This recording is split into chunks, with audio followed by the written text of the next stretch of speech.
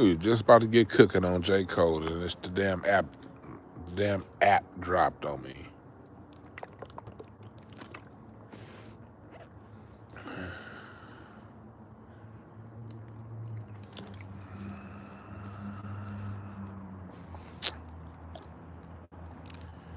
Let me know when y'all in here. Let me know when y'all in here.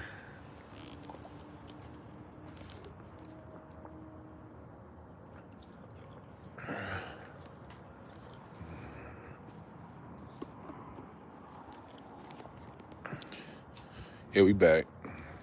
The app just, right when we got in talking about the musical part, the app just been, boom, get your black ass out of here. What's up, Star? Tell her like it is. Welcome back. Thank y'all for joining. Thank y'all for following me. Right back up in here. I'm at full Wi-Fi.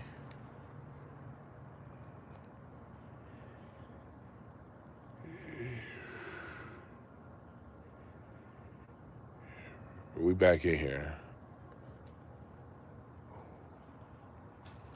We back in here. So back to what we was talking about. It's not a color line. It is a color line. It is a color line, but there are also exceptions.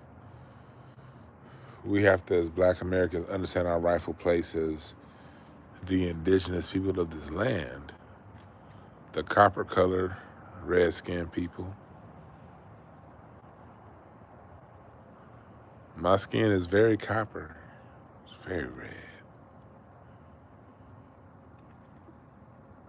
Our uniqueness, proof that we're indigenous to this land, and that we'll get into it. This all ties back into the soul conversation. So it may sound like I'm being divergent right now, but this all ties back into the music. Think about the two people who were most important to agriculture in the United States of America. Who were they?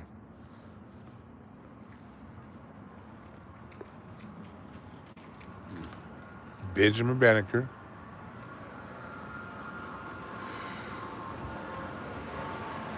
The two most important people to agriculture are Benjamin Banneker. He created the Farmer's Almanac because the United States was about to starve because the seasons were thrown off, because the calendar hadn't been reformed, because when the Greco-Roman calendar was reformed, it didn't account for the quarter day every year and the leap year situation. So the seasons were off by a couple of weeks. And they didn't know how to predict weather patterns here in this country. The European did not know how to predict the weather patterns for this landmass called North America. So it was Benjamin Banneker that created the Farmer's Almanac, and it made dependable, predictable weather patterns. And that almanac, although it still is going to be printed online, was still printed all the way through this year, being the final year that the Farmer's Almanac will be in print, 2026. Something that black man created in the 1700s. You can only do that if you're from there.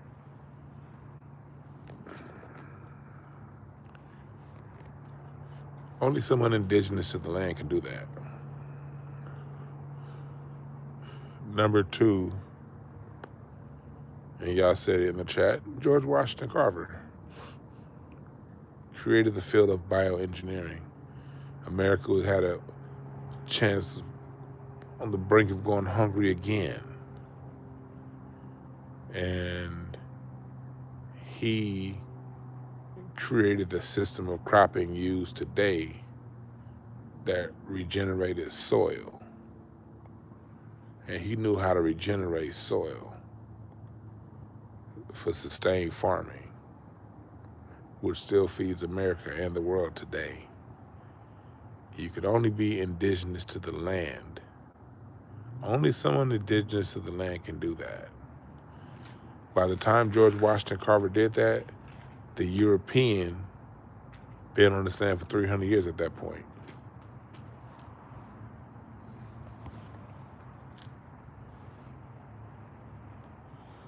With all of his wealth of resources, why couldn't he do it?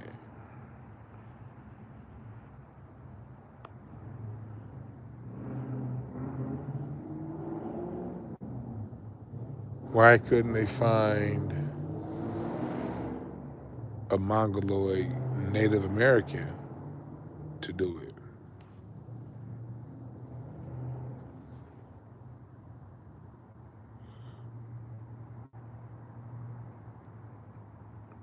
George Washington Carver said that he used to speak to the plants. That's how he came up with the assembly line, speaking to the plants. George Washington Carver had communication with the plants. The plants talked to George Washington Carver. And you can call it creepy all you want. Let the evidence speak for itself. Let the evidence. Just study George Washington Carver and his conversations with plants and all the inventions that he made off of studying plants.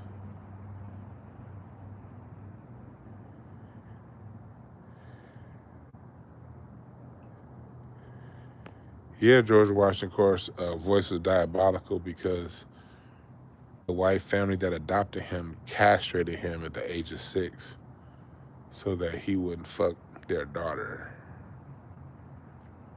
That's why his voice was like that.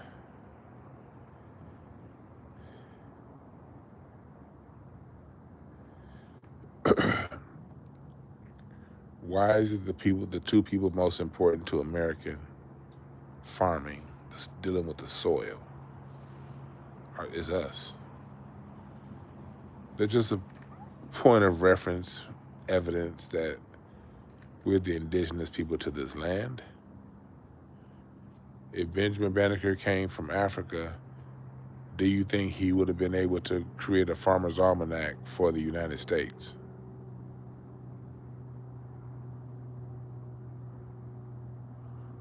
Who knew cotton, how to grow cotton at a high rate other than people indigenous to the land? The Natchez people.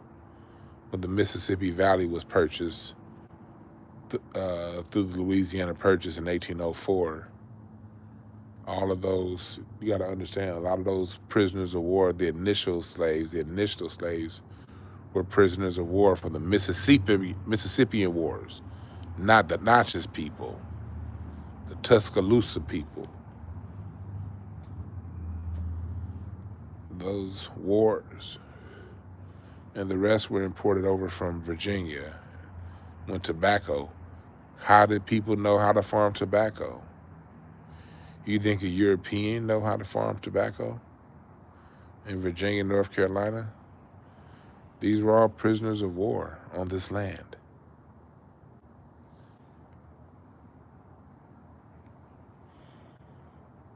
Some came in from Africa, less than 400,000.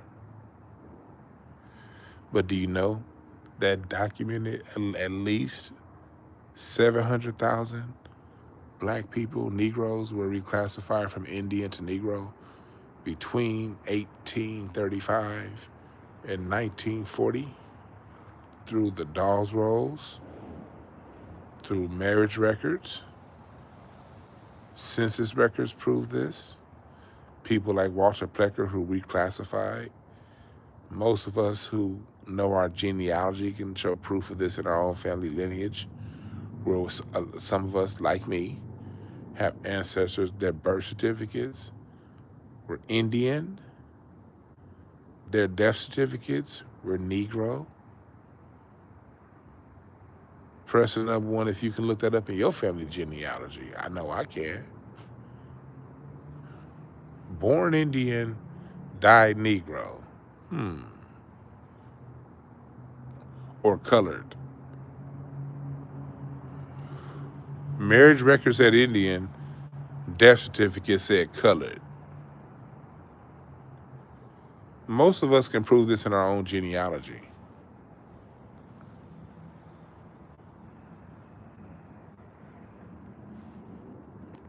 And most of you too can if y'all look it up, if y'all can find your records.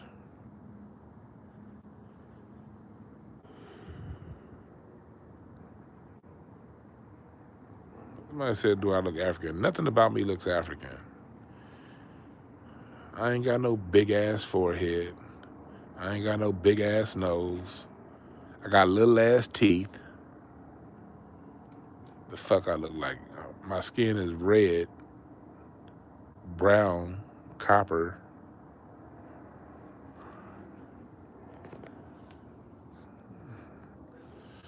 My sister and my mom's hair goes 2/3 of the way down their back. My sister and my mom. My dad is a redhead. My dad has red hair. Those of you who used to watch Craig Facts back in the day, y'all saw my interview with my dad. My dad is 70 and his hair is still red. It ain't even gray yet. It's like gray like on the side. My dad is 73 now. My dad's birthday is gonna be later this month. My dad might be 73. His hair is still red.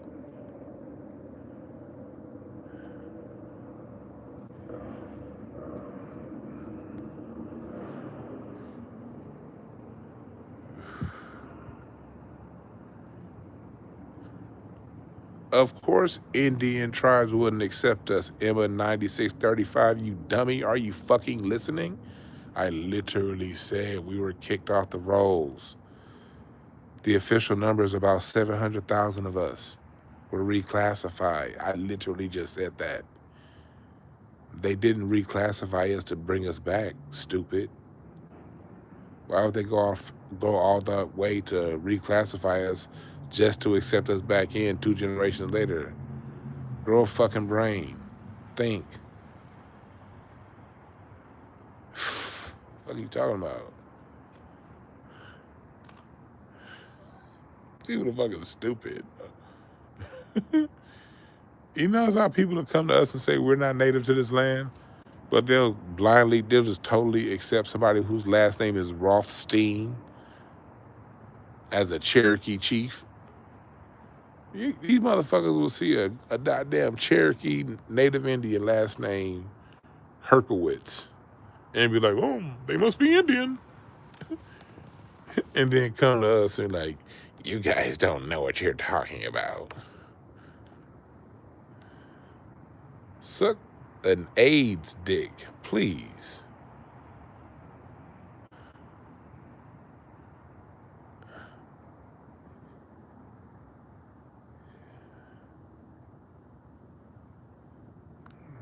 But this shit, I just got some powerful shit.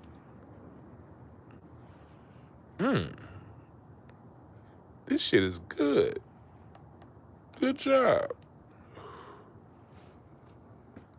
Good job. Got a QP left.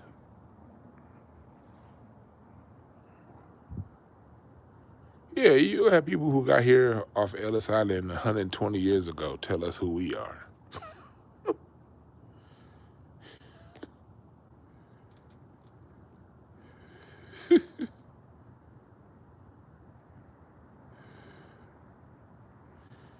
I got Powhatan family. I got Potawatomi family.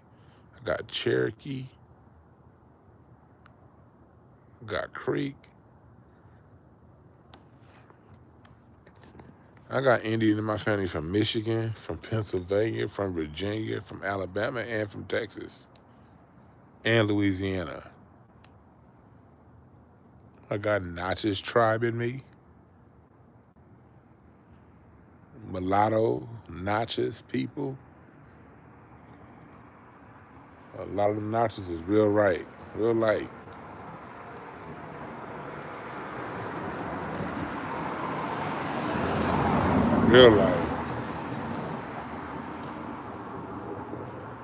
Like I looked at Nathaniel Hoggett, my 5 times grandfather. I have a picture of him.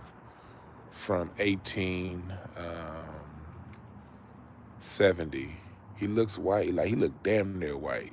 He got a big ass nose. Your nose lets you know he ain't white. And what else lets you know he ain't white was in 1855, Nathaniel Hoggett was in the will to receive the plantation in Natchez, Mississippi. But the governor of Mississippi stepped in and said the manumission of these slaves will not be granted because they are Negroes. They said they're mulattoes. They said mulatto slaves in the paper. These mulatto slaves will not be granted. And it said because they're the Negro race and some shit like that. And they didn't grant, and my 5 times great granddad couldn't receive the plantation that his father, because of the white father, ended up getting multiple stuff. So he left. He was going to leave one. He was going to leave one to like his white kids, and leave the other to his mulatto slaves. And the governor was like, "Nope, them is niggas." I got pictures and newspaper clippings. Yet I'll get somebody from Ellis Island and tell me that I don't know what the fuck I'm talking about. Shut up. Shut up. And that plays into the music.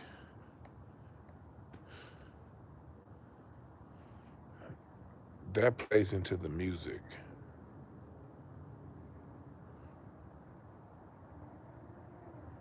We have a very, very different sound here in America. Technically, the 2/4 backbeat, but a major part of our sound is the feeling. The feeling. You feel Scarface, just like you feel Aretha. You feel Miles Davis. You feel Herbie. You feel Kamasi Washington. You feel Kendrick. You feel Snoop. You feel him. You feel Tribe Called Quest. You feel him.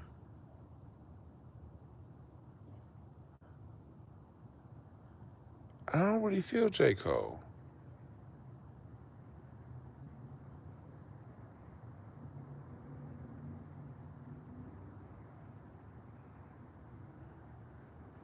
Yeah, you feel Luther. You feel Teddy Pendergrass. You feel Little Richard. You feel Ray Charles. You feel Queen Latifah. You know, you feel them. I feel Rhapsody. I'm gonna go see Rhapsody the other night at the Blue Note. I feel Rhapsody. I feel Fonte.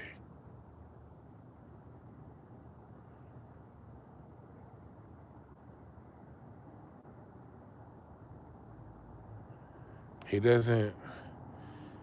And the part of the reason why I don't feel Cole, because I don't feel him. The tough guy thing just doesn't. It doesn't seem genuine, and he might be able to really fight. I'm not saying the dude can't fight, but when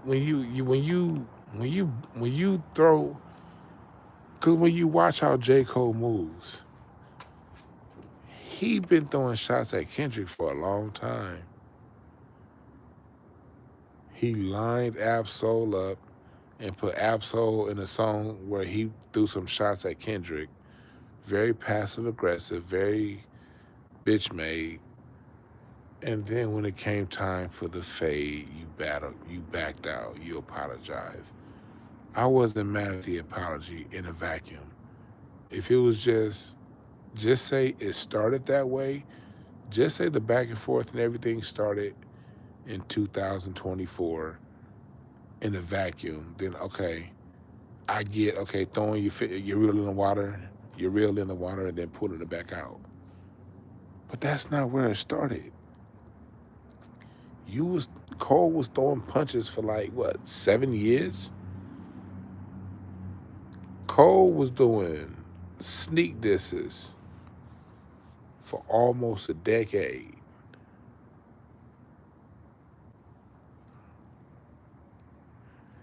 Yeah, Kendrick and Cole go way back. That's what makes it even worse.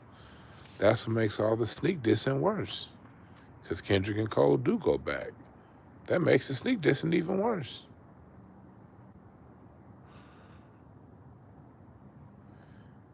It's the backstory that makes what Cole backing out look so slimy. It's the backstory.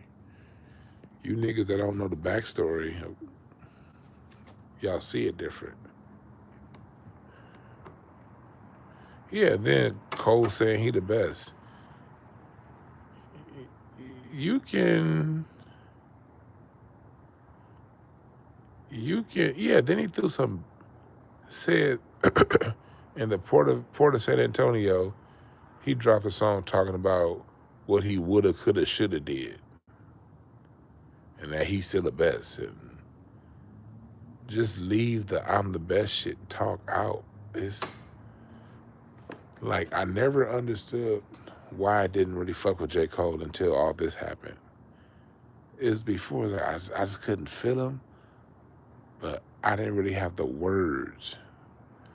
Like, the words are coming to me now because of watching how he's moved. It's like, that's that white mama shit. No disrespect to people who got white mamas. Because all of y'all ain't gonna be like that, but that's the culture he was raised in. That's that Karen shit. Karens start shit and then play victim. That's exactly what Karens do. I never would say this I'm saying this based on J. Cole's behavior. I'm not saying it because he has a white mom. Because there's men out there with white moms that wouldn't do that. But J. Cole reacted like a Karen. J. Cole started shit. J. Cole instigated, went to somebody's parking spot and said, I don't like the way you parked your car. Security, arrest this man for parking his car. And then that man punched you in the face for saying, what? Shut up, nigga. And then you, nigga, you just went to security. If you just, matter of fact, lady, you parked over there. Why are you even on this man? You didn't even park next to him. You parked like 10 slots down. And you walk over here to him, you didn't park your car right. That nigga punch you in the nose for saying that shit.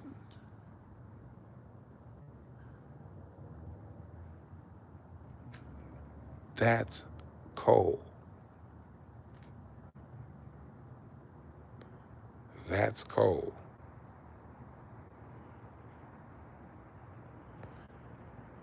And when I saw him do that, I was like, okay, whatever. But when he came back outside, on some woulda, coulda, shoulda shit. I don't respect that, yo.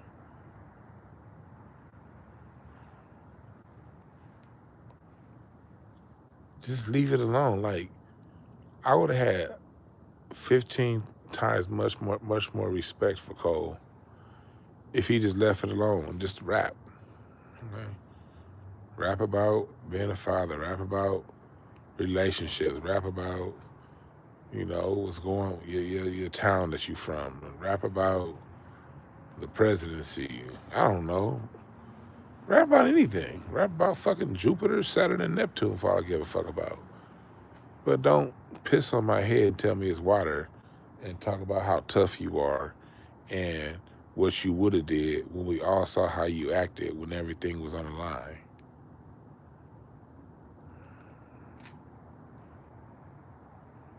It's like LeBron. Go back to them finals. You had Steph Curry guarding you one-on-one. But I saw you pass that shit to Tyrone Hill. Not Tyrone Hill, George Hill. Why the fuck would you pass to George Hill? George Hill look like he crying. Why would you pass the ball to this turnover king and you got Steph Curry guarding you? We saw that. And that happened right after KD knocked that shot down in your face 2 years in a row. KD put up from the same spot 2 years in a row. You guarding KD one-on-one, bucket. And then we saw you come back the next play and pass. We all saw that. Now, you niggas that read stat sheets, y'all gonna look past that because most of you niggas don't know basketball anyway. So y'all gonna be like, but the numbers. Well, basketball is not won on stat sheets. Basketball is won in moments. And that's when the best rise to the challenge. Nigga, we saw most of your wins came when the other nigga rose to the challenge.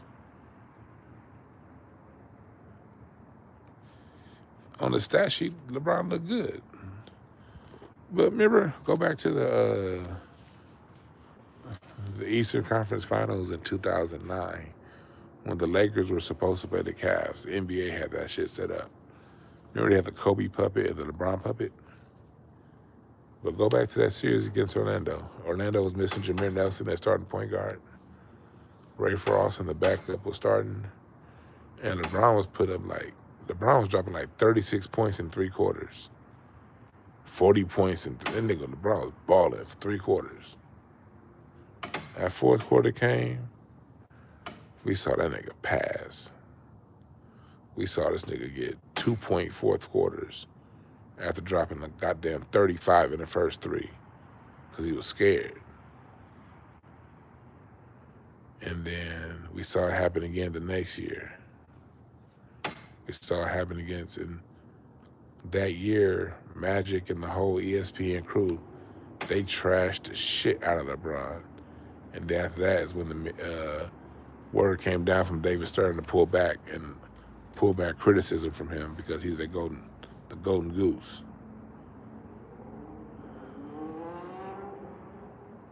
We all saw that. And then we saw you team up with Dwayne Wade, and then you start winning.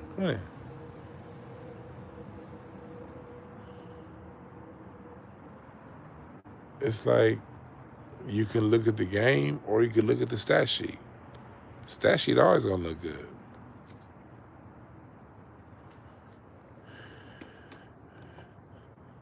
Cole is good on a stat sheet. Cole's a stat stuffer.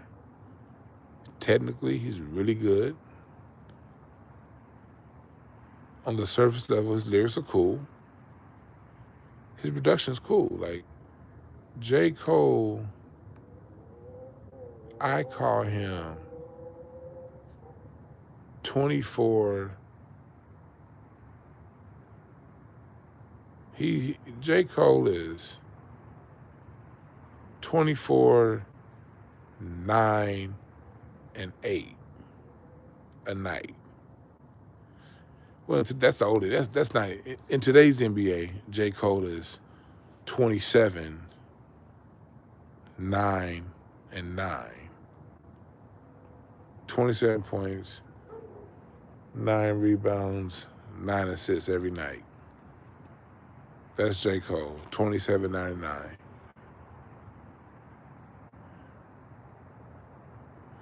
Any advice for you turning 17? Live life, love life, and have confidence in yourself. Trust yourself, have confidence in yourself. You can do anything the fuck you want to do. That's my advice to a 17-year-old. Like, J. Cole is Paul George. Think about Paul George. Paul George is the prototype of a basketball player. He looks like he can hoop, perfect size, he can dribble left hand, right hand, pull up.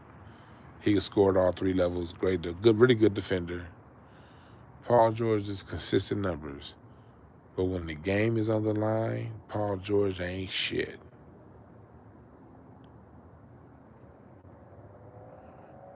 Paul George ain't shit when it's a big game.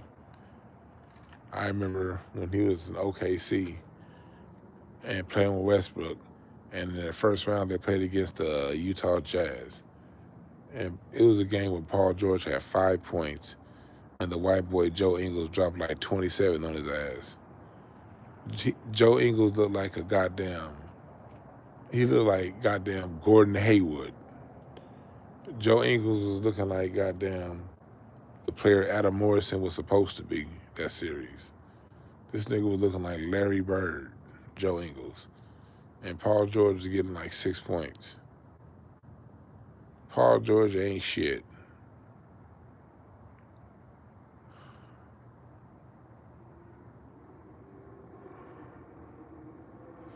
Yeah, Cole, that's real talk, Jordan. Cole, you know how it is in basketball? The teams are going back and forth, and there's 3 minutes left. Teams been going back and forth. There comes a time in the game, about 3 or 4 minutes left, about 3 minutes left in the game, where the star needs to take control. And Kobe used to always do this. That's why we love Kobe so much in LA. It would always start on defense. You're going back and forth. It comes a point in the game where the star has to shut down the other team. Get a steal, get a block, get in the passing lane, tip a pass, knock it off. And like a lot of times Derek Fisher would draw a charge in his younger years. Kobe would play lockdown defense and get a 24-second violation. What Kobe would do, he would switch over to Tony Parker, whoever had the ball, Tony Parker, Dwayne Wade, Carmelo Anthony, T-Mac. Whatever the other team's best player, Kobe would always guard him. And it'd be a point, about 3 minutes left in the game, Kobe would play lockdown defense, make Tony Parker dribble the ball off of his ankle or something like that, turnover, and then come down and hit a big shot, slow the offense down, run offense, hit a shot, come back down, get another stop, come back on offense, hit another shot, make the other team call timeout. There comes a time where the superstar got to take over the game. Okay, Andrea, I'll get to you. J. Cole don't have take over the game. Start him. He has Paul George start him. Consistent. Looks good on the fast break. Looks good all throughout the game. But when it comes time for it to happen,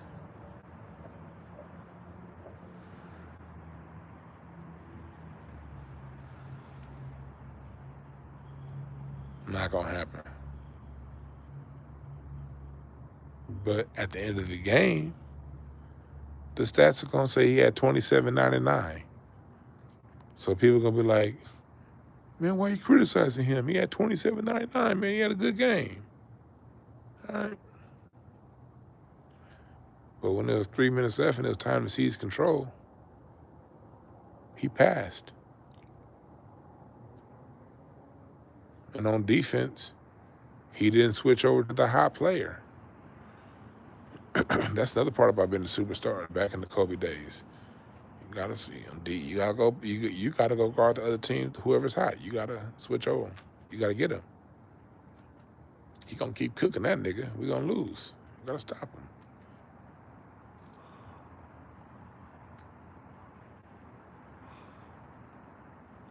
Real talk, Accolade 310. Yeah, like LeBron's gonna pass. LeBron's not gonna switch over and play defense on that guy. They're gonna see right. They're gonna say he made the right play, but no, the right play is the superstar gotta seize control of the game. That's the right play. The right play with 90 seconds left in the game is not the same as the right play with in the third quarter. The game is completely different the last 5 minutes than it is the rest of the game. And then when you get to the last 2 minutes, it's completely different than even the last 5 minutes. You still can goof off a little bit in the last 5 minutes, but the last 5 minutes is when the game gets serious. The last 2 minutes is the reason why the superstar gets paid double everybody else. It's the reason why the superstar gets paid that. Steph Curry, you're going to take over, like what Steph did in the Olympics. Yeah, they gave LeBron the MVP, but the Team USA would have been playing for the bronze medal if it were up to LeBron. It was Steph that seized control. Levels to this. Yeah, Kobe did dip his man and Fisher. Fisher gave Troy Hudson a $50 million deal. He gave Mike Bibby $60 million. He gave Tony Parker $60 million. 3 years in a row, point guards got their big deal coming off of a playoff matchup against Derek Fisher. You think I'm lying? Go look me up. Tony Parker, Mike Bibby, Troy Hudson. Most of you niggas don't even remember Troy Hudson, but y'all want to argue with me over basketball. And you couldn't tell me who Troy Hudson plays for or none of that. But he got a big deal cooking Jason Williams. Tony Delk used to cook Derek Fisher. Bobby Jackson used to cook Derek Fisher. Like, God damn. Whoever was starting would cook Derek Fisher for the Kings. Whoever was coming off the bench would cook Derek Fisher. And Kobe would always have to switch over on him. Thank God Doug Christie wasn't. Thank God Doug Christie used to choke. Because Lakers would have had a problem if Doug Christie wasn't the choker. The fact that Doug Christie used to choke, that allowed Kobe to switch over on to Mike Bibby and Jason Williams. Because Doug Christie was going to choke.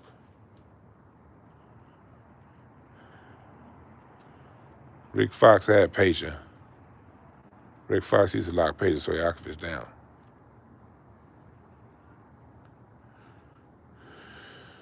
But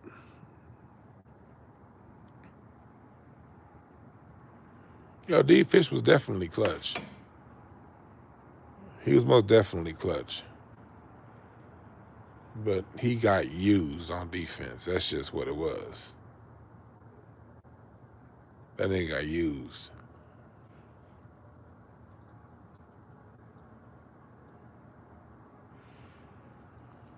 But that's J. Cole. And like, if y'all notice, see, what I'm doing here, and again, if you like, I'm not saying don't look. If you like J. Cole, like him. Ain't nothing wrong with that. I got a certain artists like Sinatra. I don't feel Sinatra.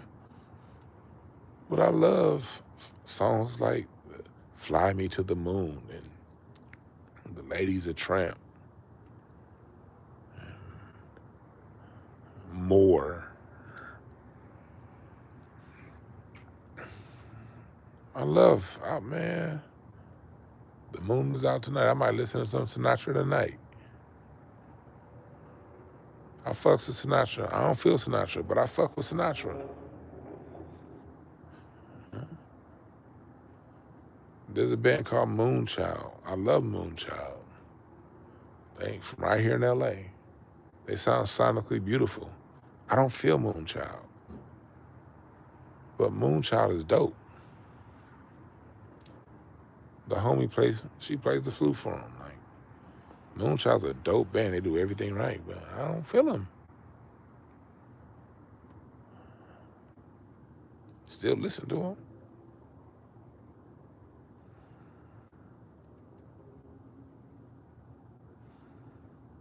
What's your question, Andrea?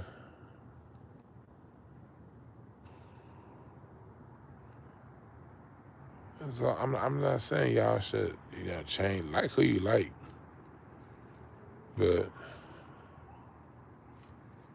J. Cole, with all that being said, he's still a breath of fresh air considering what else is out there.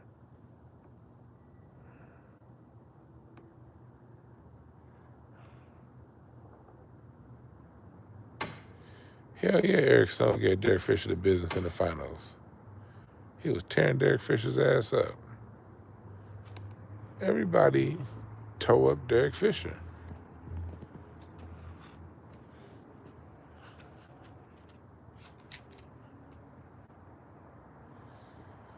You got a card reading question? I don't have my cards in front of me, but if I can answer it, I will. I forgot to tell y'all on Patreon. I want to do a card reading show on Patreon tomorrow. I forgot to make an announcement. I might just put something up in the morning, read some cards on Patreon. But you're on Patreon, Andrea, so I think you're on Patreon. You're on the card reading tier, so those of you on the card reading tier, although I don't do shows consistently on that level, part of your patronage is being able to ask questions. I got y'all. I might not get to some of them the same day, but by the end of the week, I'll get to everyone's question by the end of the week.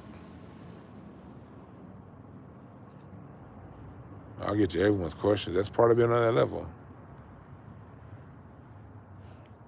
Because I don't post every week on that level. But you can definitely ask questions, and I got you. And y'all can join that level of Patreon. It's only $15 a week if y'all want to join. You get a report. If you join that level of Patreon, $15 a month, you get a 2026 blueprint report. You get semi-consistent shows exclusive to Patreon, reading shows, and you get to ask questions.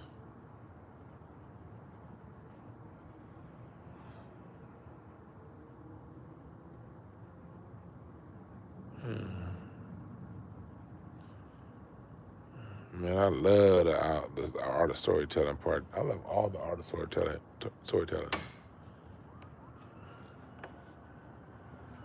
Man, I love Outkast, man. But Outkast is soulful. And they got so much soul. Outkast got so much soul.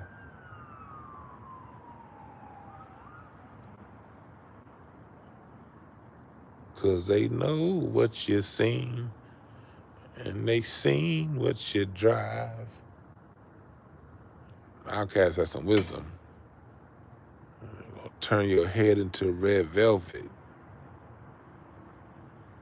Them dirty boys.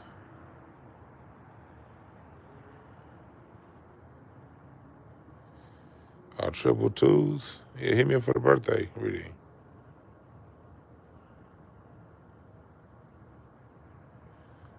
But yeah, that's my point of view on J. Cole. He does everything right. He does everything right.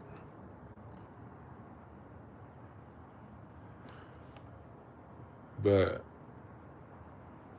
other than if he would just leave the tough guy talk out of it, and if he would leave the I'm the best talk out, just those two things, his lack of soulfulness in his sound, it will work because it will still be genuine. Everybody ain't gonna have a bunch of soul. Like, look at Dionne Warwick. Dionne Warwick didn't sing with soul. She had like a little bit of soul she sang with, but she sang very flat. And white singers learned how to sing black music through imitating Dionne Warwick. Do y'all know that?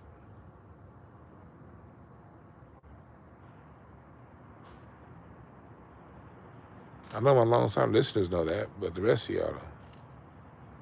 Dionne Warwick, she didn't. Dionne Warwick's magic was pulling the soul out of her music. That was her magic. But she was genuine. She wasn't singing. She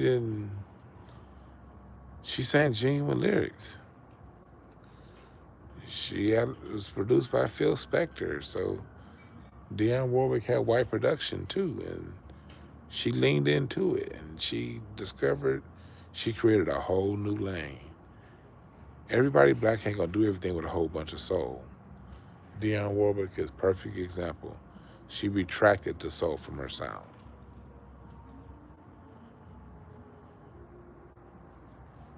The issue with Cole is you're not a soulful dude, so pull away from all the fancy talk, pull away from the jiggy talk. Like, just, you're not that live guy. You're not.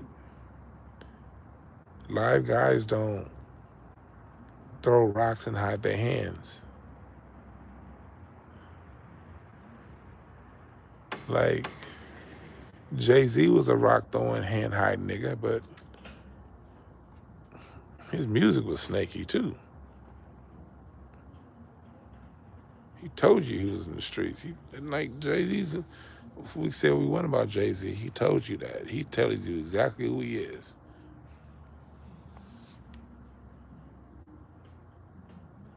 He said, I would rap like Common Sense, but that won't make no sense. Jay told us that. So it can work for him. Jay is in alignment. I don't like his shit, but Jay's in complete alignment. That song by Kanye on Graduation, Never Let Me Down, that song is a conscious song about his accident. He's talking about life when it comes to being good, must good. I know one thing I found, you never know, you let me down. That Kanye is very introspective in that song. And then Jay-Z comes in on the third verse rapping about how many records he sold. What's up, Thought Crimes? Right. Thank you, Thought. And y'all know me, I love slashing at Jay-Z. But Jay-Z is in alignment with his lyrics. Like, that song by Kanye is conscious, is talking about introspective time in his life. And Jay-Z come in on the third verse talking about how many records he sold. He told you in that song, I don't give a fuck about none of this conscious shit, nigga. I'm Hove. I'm Hove. I'm selling these records. He ain't. So it works for Hove.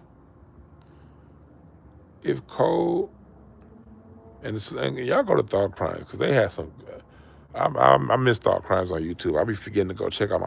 I'm a Patreon subscriber to Thought Crimes too, but I be forgetting to go to Patreon. Them cats, just even if I don't go, I'm always gonna be subscribed to them, even if I don't go.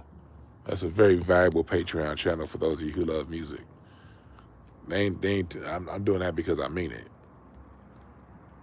Because when I do remember to go to it, I'll be like, God damn. When they was talking about Cole, I'm sorry I couldn't join y'all review show because J. Cole's music is NyQuil to me, so I need spaces. I gotta listen to 4 songs and get up, you know? Come back and listen to 4 more and get up. But Cole, if Cole leaned into his squareness, then him not having a soulful vibe can work. If he leaned into, like, he had a song on the album talking about being a mulatto. Some people had issue with that. I like that line. He is a mulatto. Lean into, that's fine. I don't mind. I didn't mind that. But then you go from I'm a mulatto to I'm tough and I beat you up and I can fight. No, nigga, just say I'm a mulatto and my white grandmama's apple pie is better than my black grandmama's German chocolate pie. Just say that, nigga. We'll be like, oh yeah, okay. Tell the truth. I like my white grandmama's apple pie more than my black grandmama's German chocolate cake. Just say that. Just say you like runny mac and cheese. You like the Kraft mac and cheese that run. Just say it.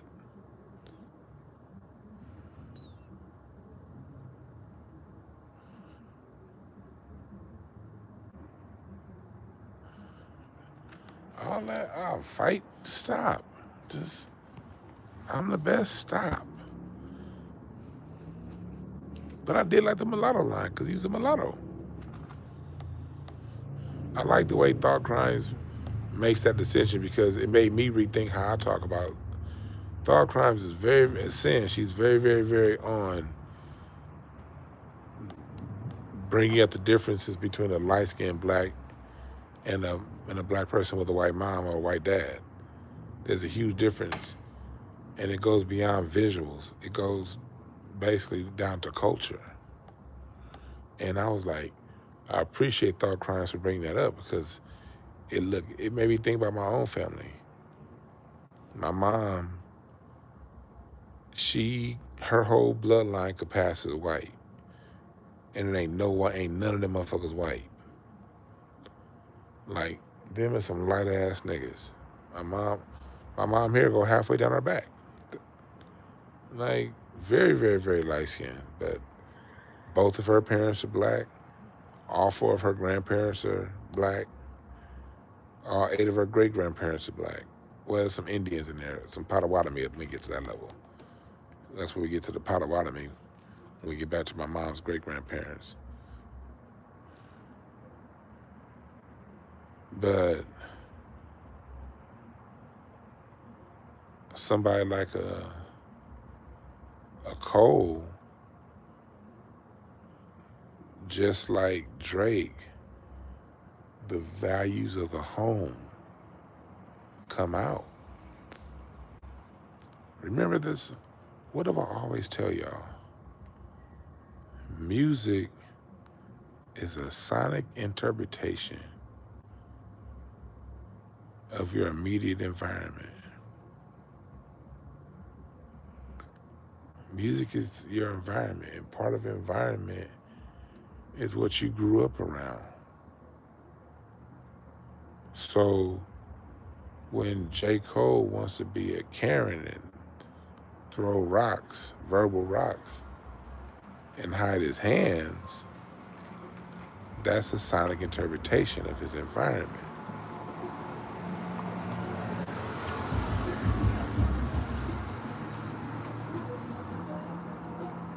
It's nothing to judge. It's just something to observe. And if you like Cole's music, you're going to look past that. That's fine. Look, if you're a Cole fan, listen to me.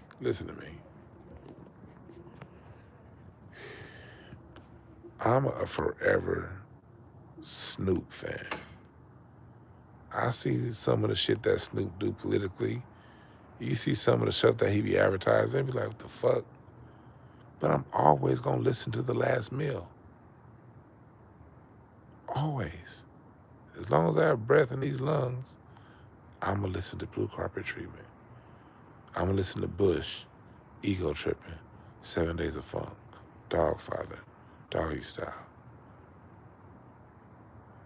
Rhythm and Gangster, Boss Player.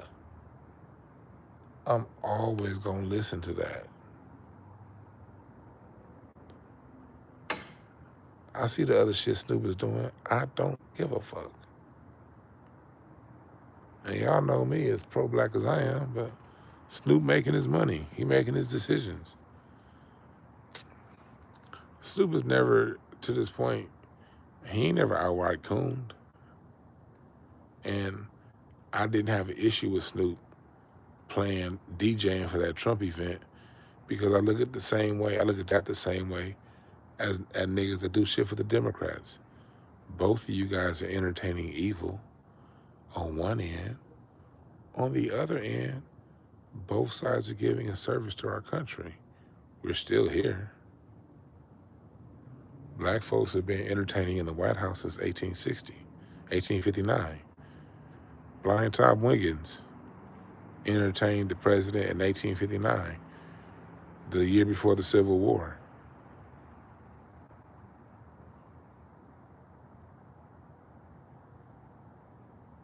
He said Cole was setting up for the battle but got off the Apollo stage. Right. The Apollo stage is most definitely Black American culture. Real talk.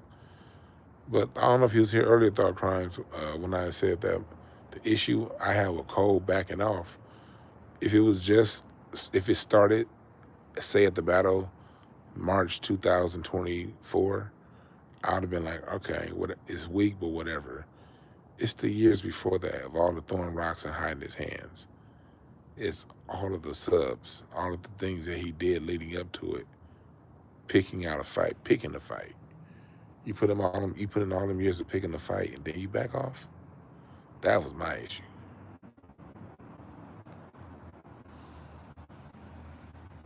What was well called, Rashawn? Refresh my memory, Rashawn Green.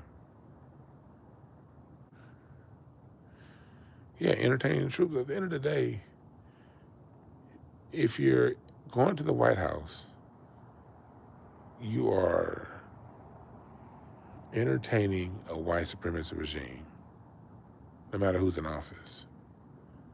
If you're going to the White House, you're also giving service to the country we choose to live in. And you can talk all that, I hate America all you want.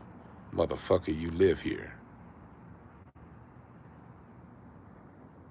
Yeah, USO tour. That's one of the entertaining the troops. So, at the end of the day, I live here. And if a politician called me to do something, I'm probably going to do it. Because we need things from politicians. Politicians work for us. It's their job to get resources back our way. So if a politician needed me to do something, and that can be a move that gave me greater resources to do what I do, I'm doing it. For something like that, now they're talking about, now I need you to do some espionage shit, then nah, I ain't with that. But if they want me to come tell a comedy set or DJ or play some fucking music, yes.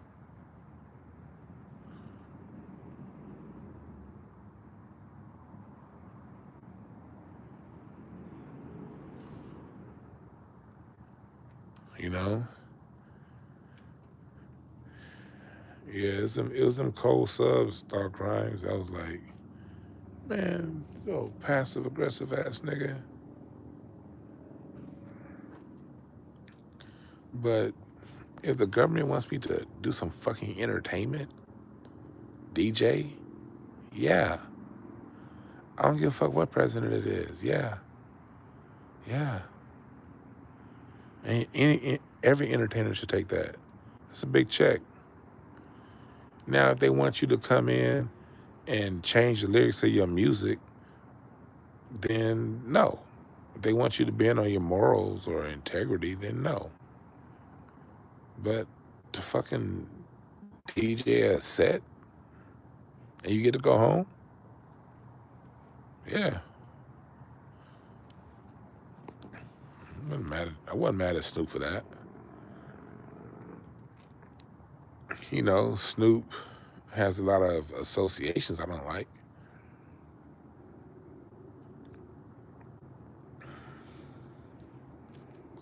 It's a lot of things that Snoop has done and said over the years that make me be like,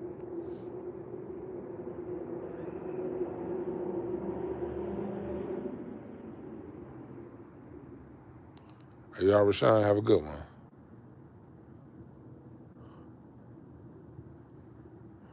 But I'm not going to stop playing Snoop's music. I don't give a fuck. My point of view is all these artists ain't shit. Like, I don't want to say all of them. Most of these artists ain't shit. Music is a very backbiting ass industry, man. And it starts at the top. The people who are at the top sign people who are like them. And the closer you get to those at the top, the more you like those at the top. It's a top-down relationship. It's a top-down power dynamic. We saw back in 2015, we saw with Me Too, how many freaks are involved in the entertainment industry. Entertainment industry is full of freaks. So those freaks like Les Moonves, what do? They hire freaks. And the higher you go up, the more you like the freaks at the top.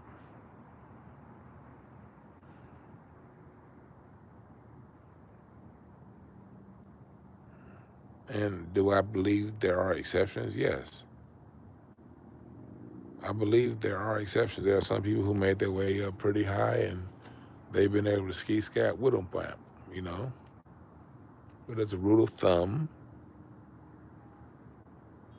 they probably did some shit none of us would ever like if we ever heard to get there.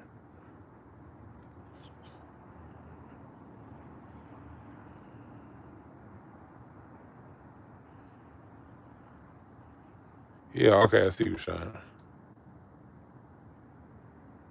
Yeah, it's the Mortal Kombat. It's the Mortal Kombat ladder of freaks. Yeah, they're all freaks. Politicians, Trump, Biden, that's 6 in one hand, half a dozen in the other. Read a book called The Bidens. They tell you all kind of freaky shit the motherfuckers is into. Goddamn Joe Biden's son called his dad Pedo Joe. Like, they're all freaks.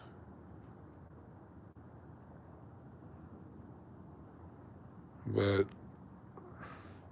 that's just the world we live in, you know? But all that fake moral shit, get out of here with that. That goes back to what I was saying, if you want to like J. Cole, like J. Cole. You know wrong with him? Like, he's not a bad artist to like. You can like much worse. J. Cole is not a bad artist to like. He is better than most of the industry musically. He is, because the industry is a swamp. J. Cole is a clean pond in a swamp. So I get it. I get it. But I'm just judging J. Cole from a non-hip-hopper point of view, from a music lover's point of view. Certain things that don't get talked about in that dead-ass hip-hop conversation. And you're right, the morality is in the marketing. But it's all the same to me, man. These people, like, I'm judging hip-hop on the music standard, and a key component of Black American music is the feeling, man. It's the feeling. Mary J. Blige couldn't sing for shit. Technically not sound. But you can feel that woman. Especially if Mary coming off a breakup. And I'm not gonna cry out, nigga. That shit had niggas. That shit had niggas like, yeah, man. Man, Erica was the shit. Fuck, man. What?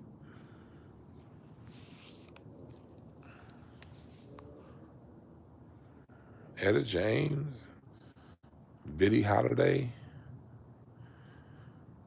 Go listen. I'm gonna give y'all a recommendation. Go listen to Billie Holiday's version of Autumn in New York.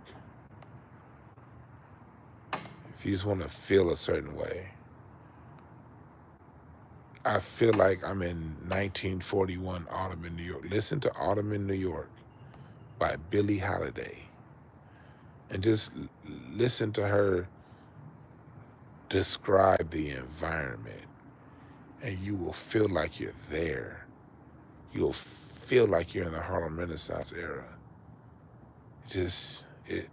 That song takes me to the Harlem Renaissance. Listen to Billie Holiday's version of Autumn in New York.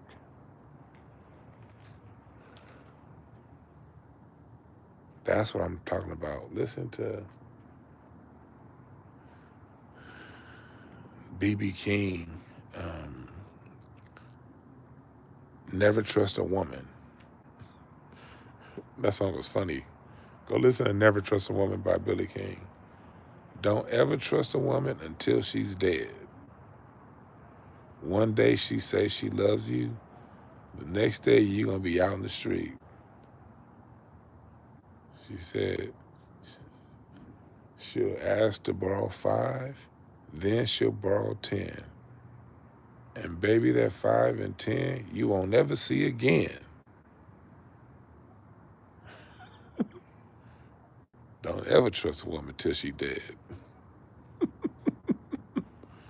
You want to talk about how bad hip-hop lyrics can be, listen to some B.B. King. You can't say don't ever trust a woman till she dead these days. That's soul. Listen to Stank Love by Outkast, the last song on Stank On the album.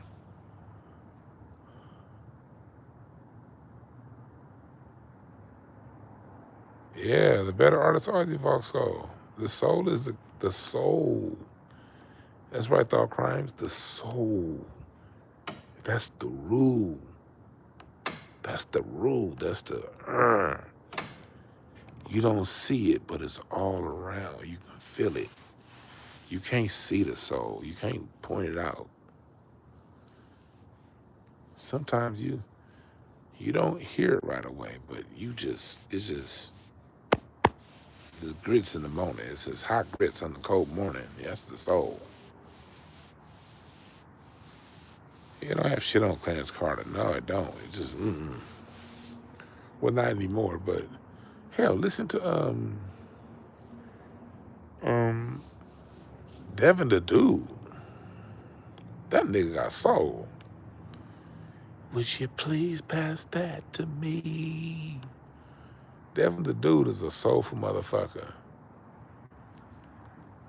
You must be used to all the finer things, infatuated by what money brings. That whole song, everybody, Too Short, Scarface, nigga, that song is so goddamn soulful. That whole song is just soul. Summertime in the LBC, that's soulful. Yeah, Devin the Dude's that guy, man. I love Devin the Dude. That's some soul, nigga. You listen to, what's his name? That song, The Goody Mob. I'm trying to blank to the song. I hear it, but I can't think of the name. Anything Goody Mob. Anything Goody Mob. That's just soul. I mean, CeeLo. CeeLo is just bleeds soul. You know what really got my respect for CeeLo? When was that? 2004. When Music Soul Child, when Just Saying dropped. Was that 03, 04? When the album I just want to sing. That was the first one. The second one with the second album, Music Soul Child second album. What year was that? This isn't Soul Star. Soul Star was the third album. No, it wasn't Soul Star. No, this could have been the Soul Star album. It was Soul Star, third album. Music Soul Child came to the House of Blues here in LA. It was Music Soul Child and CeeLo. CeeLo opened up for Music Soul Child. And CeeLo, in the middle of his set, did Golden Time of Day by Frankie Beverly and Maze. And we was all like,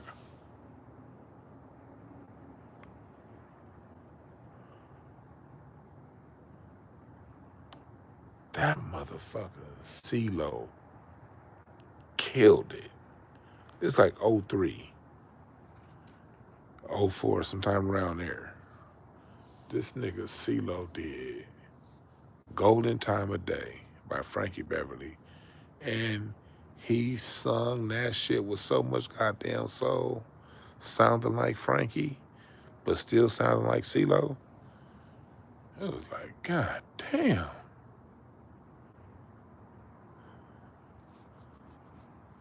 See, because when you got soul, the soul is the root.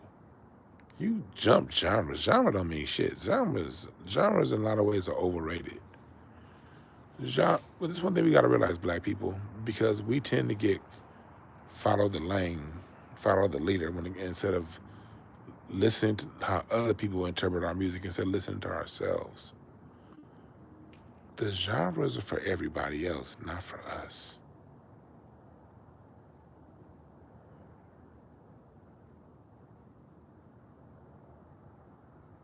That's for them. They got to learn us. They can only pick us up one genre at a time. And that's no disrespect to them. It's just not their culture. We will have the same effect in their culture. You know, people have a dominant, the people of a culture are going to dominate the sound of their culture, period. We didn't ask other people to join our culture. That was their decision. We didn't ask for that. That's real talk. Genres are created by racists with no soul, right? We didn't ask for that.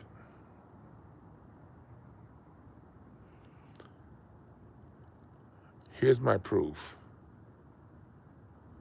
The musicians, when we're talking about, say, rock, funk, disco, it's the same musicians in the studio, in the bands. Go look at the Stevie Wonder album. You can't pin Stevie Wonder down to one genre. Go listen to songs in the key of life. Loves and Needed of the Day, gospel. Contusion, jazz funk fusion, which was a new genre at the time. He jumped in that right away. 1976, jazz funk fusion became about in 73 with Donald Byrd. Then he turned around and did I Wish, funk. Summer Soft, a ballad. Knocks Me Off My Feet, a ballad. Es una historia, in another language, South American feel. Then he did Another Star, Latin jazz. More of a Afro-Cuban on Another Star. We're just dealing with one Stevie Wonder album. I'm just dealing with songs in the key of life. Joy Inside My Tears, gospel. I'm not even I'm only dealing with one album. Listen to Earth and Fire. You know, you'll have a gospel song, That's the Way of the World, an Afro-Cuban song, Africano. Then you'll have a funk, Shining Star. Like on the Gratitude album, you have I Am album. Then you'll jump over there and do a disco song with Boogie Wonderland. The bands were playing everything. Harold Melvin and the Blue Notes is known as a doo-wop ballad group, but Harold Melvin and the Blue Notes also laid the foundation for disco with songs like The Love I Lost.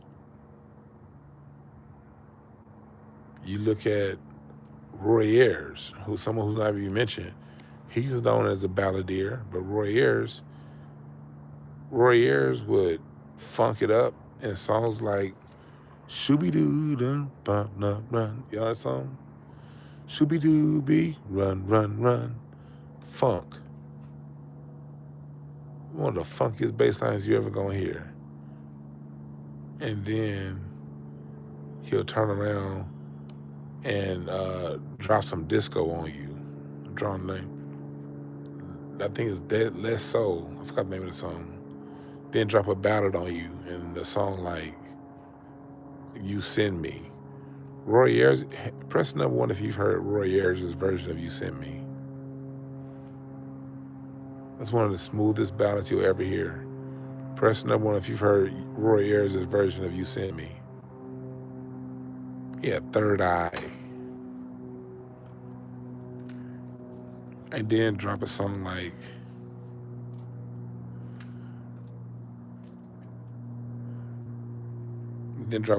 Coffee's the Color of Your Skin.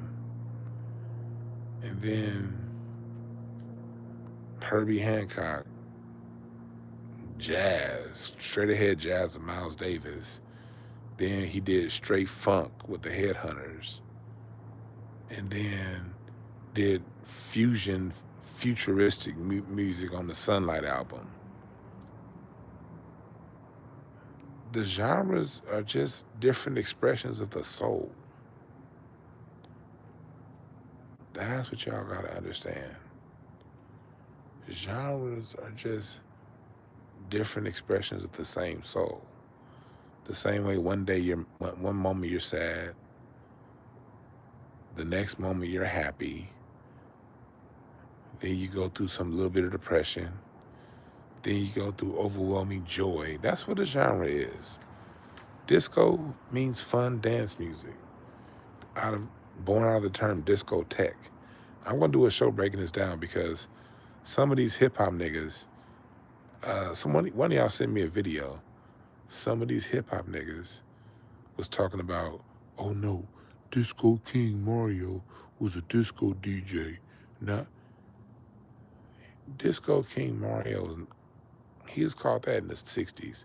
There was no form of music called disco in the 60s. Disco was the name for a club, discotheque.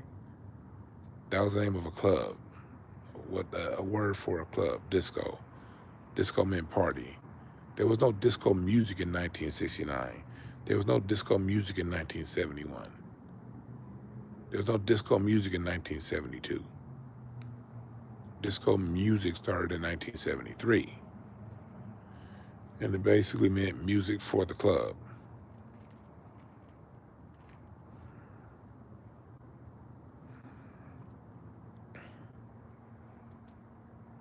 And non-black people gravitated towards that. We also had club music known as funk. But funk stayed black.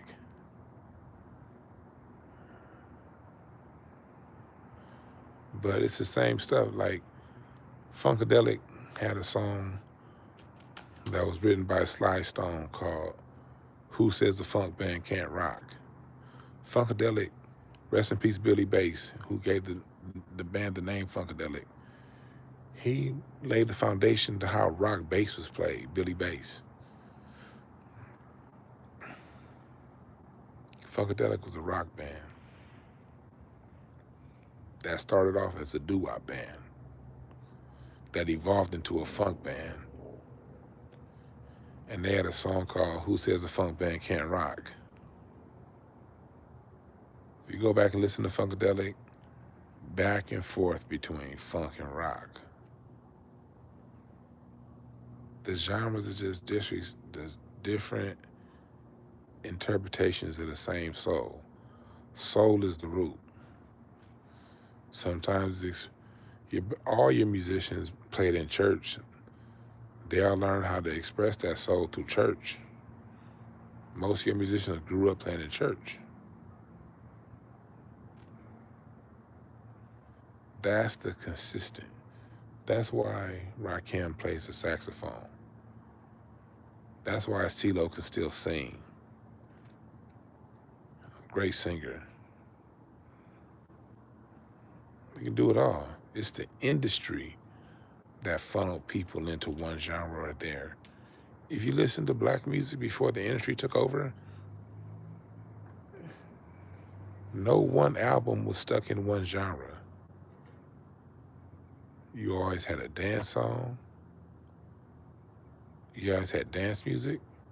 You had ballads. You had social awareness. And it would all be put together on the same album. A little bit of this, a little bit of that.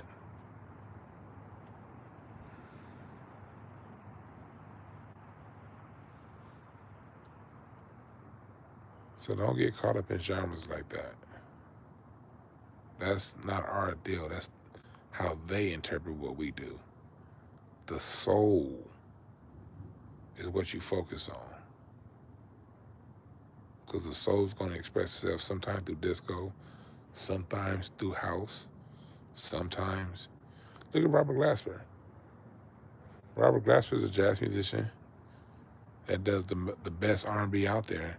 And he had a dope-ass house record a couple years ago on Black Radio 3 with Music Soul Child. Robert Glasper had a song called Everybody Love. That was a beautiful house record, that song. I love that. I'm not a big house fan, but the song Robert Glasper did with Music Soul Child, that was good, like relaxed, more relaxed house feel.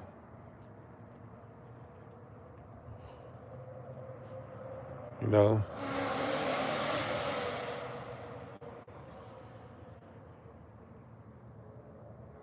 It's all the same.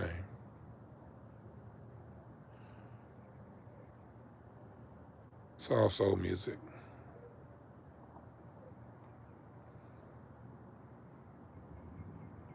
Yeah, the industry, they always collapse creativity. Look at Dana Owens. Look at Queen Latifah. Dope rapper, but have y'all heard her jazz stuff? I saw Queen Latifah twice at the Hollywood Bowl. Once about 12 years ago. Roy Ayers opened up for Queen Latifah. I'm so glad I got to see that man at the Hollywood Bowl before he died. It was like 2015. Could have been 16. But it was Roy Ayers. He opened up for Queen Latifah. And then I saw Queen Latifah again at the Hollywood Bowl about 2 years ago. And Common and Queen Latifah, they both did an hour set each. Common ripped that motherfucker. Common and Queen Latifah. But Queen Latifah, she started out singing jazz. And then she ended it with Back in the Day, Feeling Good Today. But she came out, shooby dooby dooby dooby doo. And she killed that shit. And then ended it with Back in the Day, Feeling Good Today. Like, come on.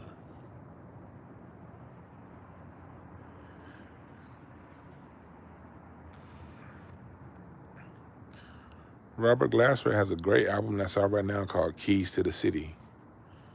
I want y'all to, I think I might do a review. I was at Robert's Grammy party this past Sunday, and we talked for a little while about that album, Keys to the City.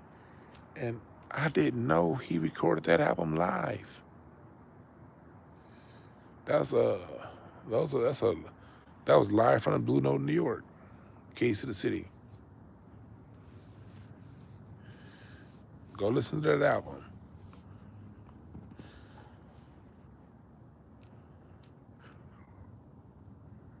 Yeah.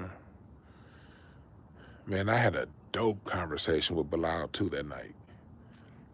This past Sunday, and I'm releasing some of this information because it wasn't nothing else secret. But this past Sunday, when I was at the Grammy party, I didn't even did I tell you about the Grammy party? I'm about to get out of here.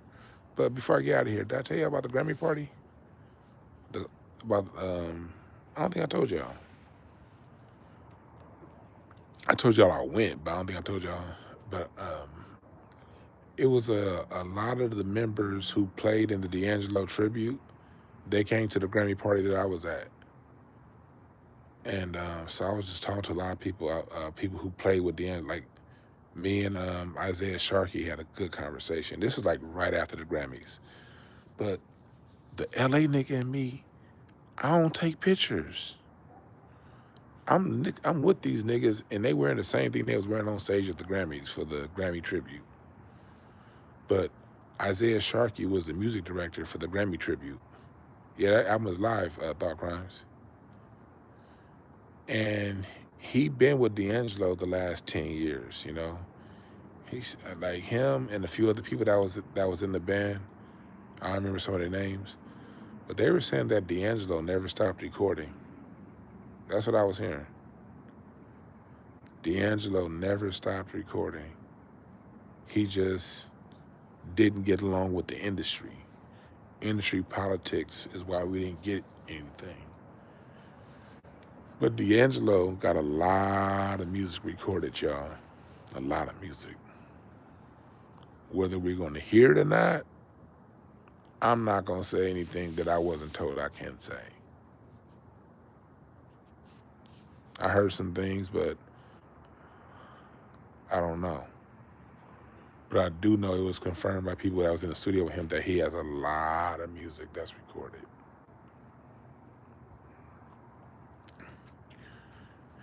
Me and Bilal had a good conversation about how his second album was sabotaged. He had his perspective. Of course, he had the better perspective because it happened to him. This is how it happened. I was talking to Bilal about how mad I was that his second album didn't come out. And I was just then I had to catch myself. I was like, if I'm mad, I know you mad. He was just like, nah. And he told me some things about what happened behind, they were trying to mixtape his album, but putting all these features like a hip hop album. Basically not trying to release his album like an R&B album should be released.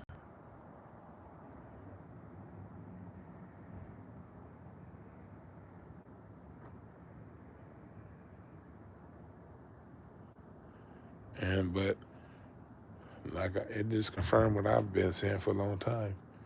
The industry sabotaged that era, and Bilal is somebody who's so supremely talented. He was a bridge that helped keep live music alive. Bilal is a walking, his voice is an instrument. It's everything.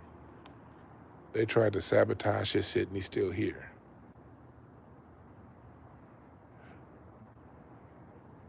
Oh yeah, Love for Sale was a shit, Clinton. Hell yeah.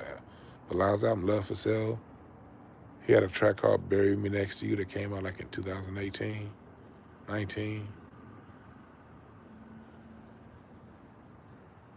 Yeah, Bilal was sabotaged. They leaked his album. That's what ultimately ended up happening. That second album, it was on Aftermath. And y'all might want to take this, Dog Crimes. That was when Aftermath was pushing the white boy. A lot of people were sacrificed to push Eminem. That was on Aftermath. Everybody suffered for Eminem. Everybody. And Bilal got caught up in that tailwind. This is the years they're really making that hardcore push for Eminem. And Aftermath put everything behind Eminem. And if you weren't Eminem, you suffered. And then 50 Cent came along. Then became Eminem and 50, but 50's part of the Eminem camp. And Bilal suffered. That was when the industry was changed over from analog to digital, and they basically leaked his album. They leaked Bilal's album, allegedly. Somebody leaked it. And it wasn't Bilal. But they leaked his album and then decided to shelf it. They leaked that shit on Napster and LimeWire. It went all over the place. And they shelved his album.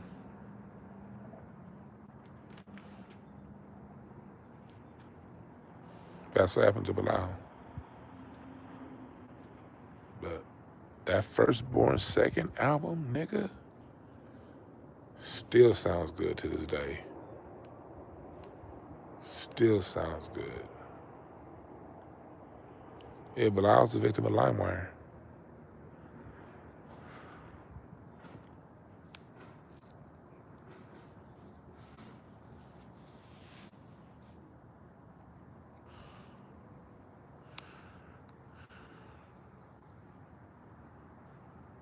One of the greatest singers to ever touch a microphone is Bilal. And I remember being at that Firstborn second tour. I was at the Universal Amphitheater, It was Bilal, me and my wife. It was her first summer home from school when she went to Duke. Me and my wife went to 2 concerts that summer when she got home from summer school. We went to the Voodoo tour. That was Lucy Pearl opening up for D'Angelo. And then we went to the Mama's Gun tour. Bilal, Common. This is Like Water for Chocolate. This is Bilal, Firstborn Second, Common, Like Water for Chocolate, Erykah Badu, Mama's Gun. We went to both of those concerts the same year. And I remember I had the money, but I was like, nah, it's too much. Outkast was going to be there the next week. And I was like, nah, I'll see Outkast next time they come. I guess Outkast never went on tour again after that.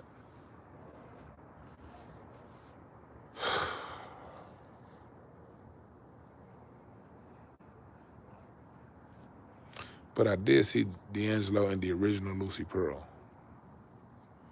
This is 2000, 2001.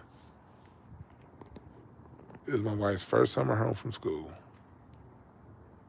And those are 2 shows we went to that summer. But I didn't go to Outkast. I was like, we'll see Outkast again. They never toured again.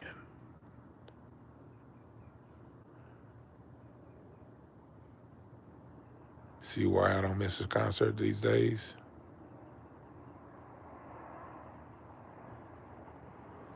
Yeah, Prince is on top of everything, man. He did say, go direct to consumer. I remember when Prince did I think it's the Lotus Flower album, he distributed that exclusively through Target.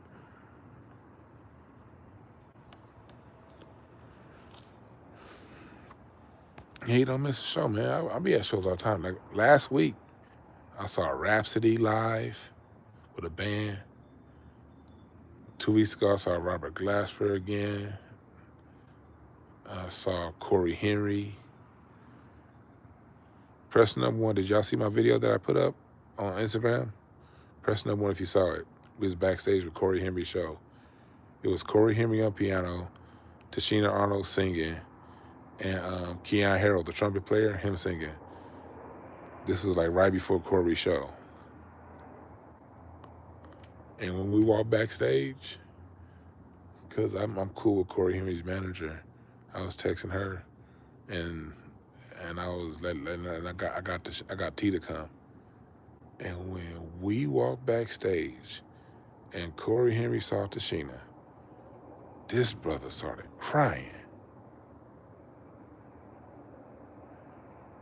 He was like,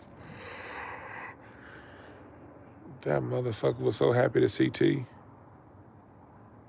And then he asked her to sing At the Cross. She asked her to sing, and she was like, nah, she said, only song I know is At the Cross. And he sat down at the piano and just started playing.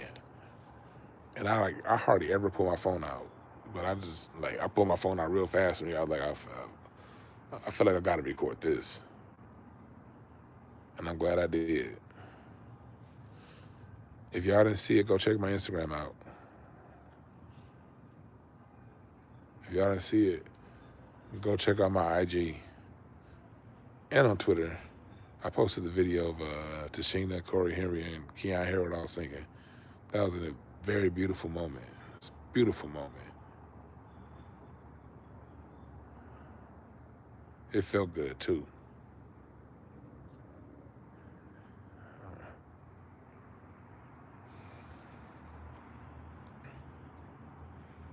It was a beautiful moment.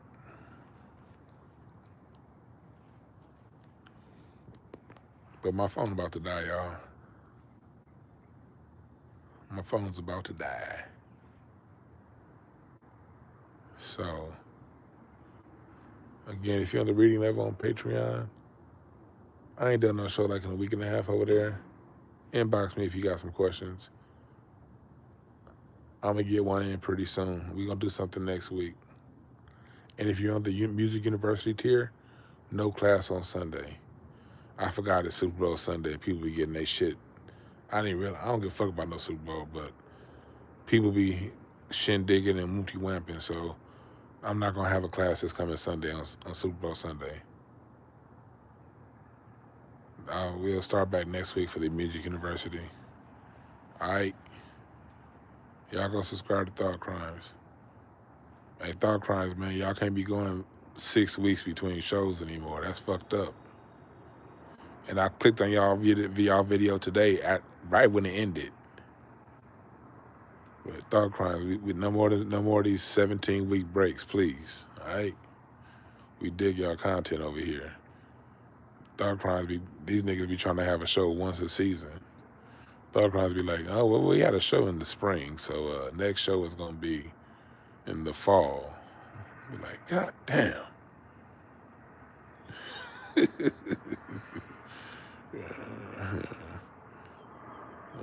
Thought Crimes be trying to wait until goddamn Saturn is trine with Jupiter in between shows and shit.